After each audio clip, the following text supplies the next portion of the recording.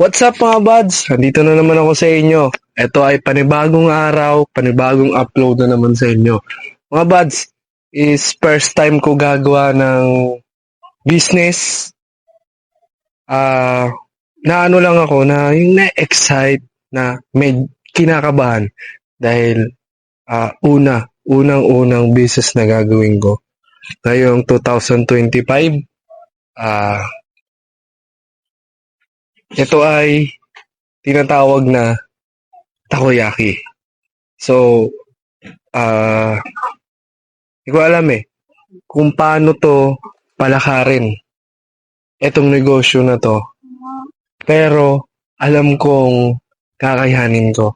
Kasi, may experience ka man o wala, pero kaya mong gawin to nagaling sa puso mo. Kaya, ito, yung business na to is hindi lang para sa akin, para sa inyo rin. Para matuto kayo kung paano gawin itong takoyaki. Actually, madali lang naman siya gawin Pero, gawin nyo lang na perfect yung bilog sa bilog ng plate. Diba? At nag-unboxing na nga ako. Anong oras na nga dumating niyang in-order ko.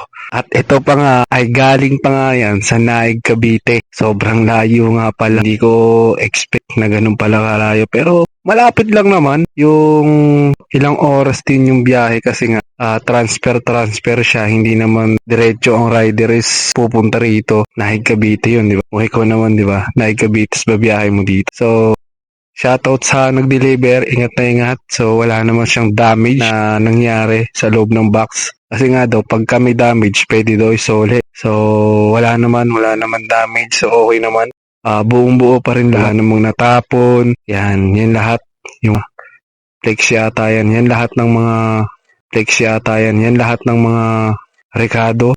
Yang harina. So, yan lahat siya sa ating pagbuo. Lahat ng mga kakailanganin natin. Yan. So, tinitingnan muna namin kung safe ba ng ating takoyaki business. I-deliver sa atin lahat ng mga pagluto natin ng takoyaki natin. Bubuksan ko Yan. So, yan. Sinecheck ko na muna. Sauce to. Ito ata yung sauce. Sauce ng takoyaki to. Yan nga. Sauce nga ng takoyaki. Pang wala naman, okay naman siya. Pampahid sa mantika at ito yung chopstick pang sa takoyaki. Ano kaya to? Ito pala yung yung plate ng takoyaki. Yan. Naig, Cavite, pero yan pala yung plate niya. So ito yung handle at yan nga yung plate ng takoyaki. Ito siya mga buds. Ito yung plate niya. So, 14 plate siya. 14 yung bilog niya. So, makakagawa ka na ito ng, sabi natin sa maghapon, makakagawa ka ng 20, sabi natin 20. Sa 20 na to, makakagawa ka ng 20 takoyakis. Sabi natin gano'n na, 20 ha. Makakagawa ka na. So, sobrang liit lang na ito. Ito lang yung niya.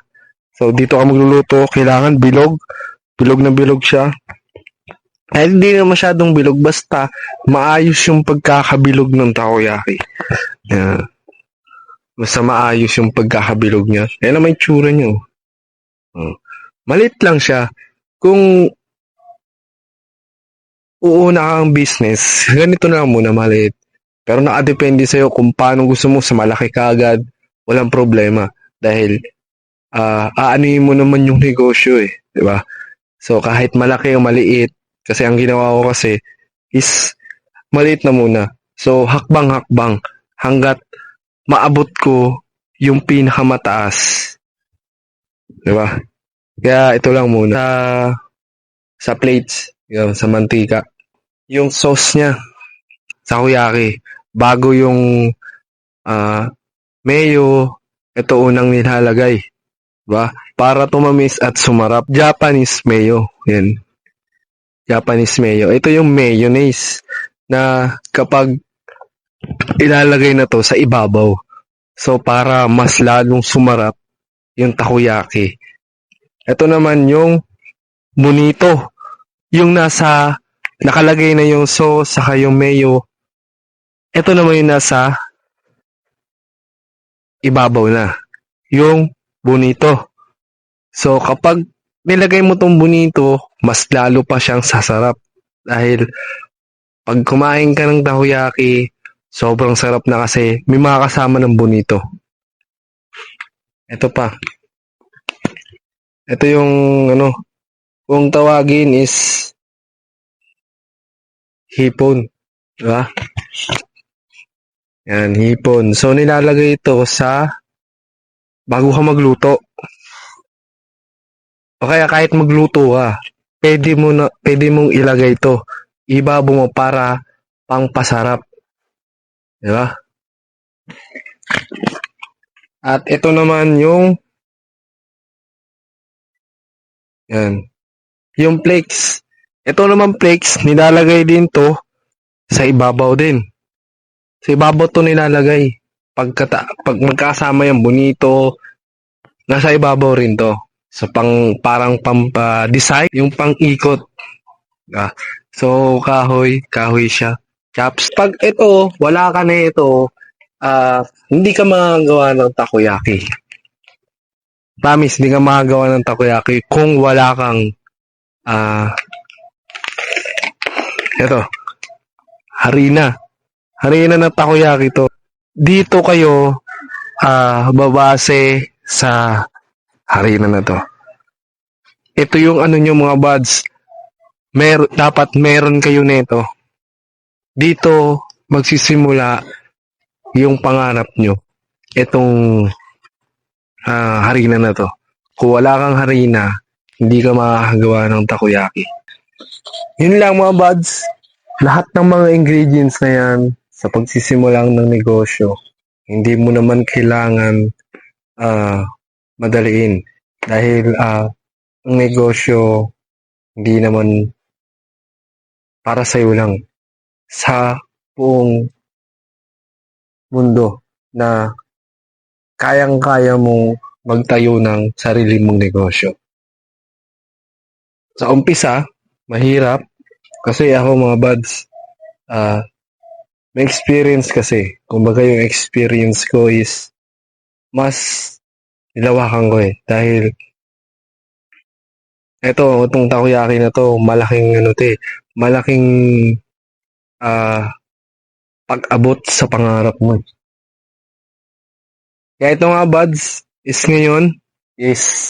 ngayong araw na to is day 1 natin na dumating yan is kanina, hapon. So, ilang oras ako nag-antay.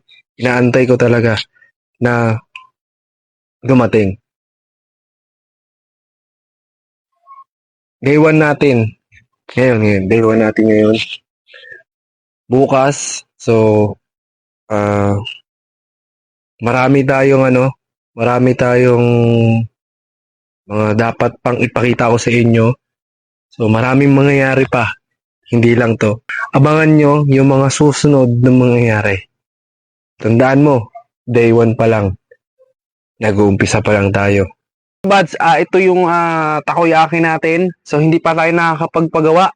Natin ngayon, mga mangyayari lang muna yung mga ipapakita ko na sa inyo kung ano yung mga mangyayari na ngayong day 1 ko. So, abangan nyo yung mga mangyayari pa. So, napakatagal pa na mga mangyayari natin bago tayo mag-open ng takoyaki. Ngayon, meron tayong gagawin. So, yun lang muna.